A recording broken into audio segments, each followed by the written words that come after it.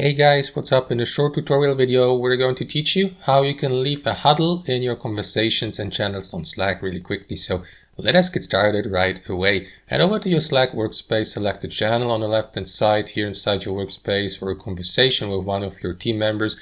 And let's assume, for example, I would like to start a huddle in this channel. To do that really quickly, click on that headphone icon in the top right corner to start a huddle in the given channel. Alternatively, use the shortcut Ctrl-Alt-Shift-8. So let me click on it really quickly.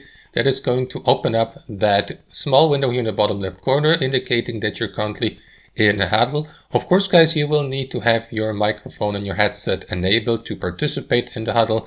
If needed, also a camera, but to turn on video, but that's for a separate tutorial video. Now, to leave that huddle here, simply click on that button to the right, leave, and that is going to end the given huddle. As you can see, you were in the huddle by yourself for the given time span of 0 minutes in this case here.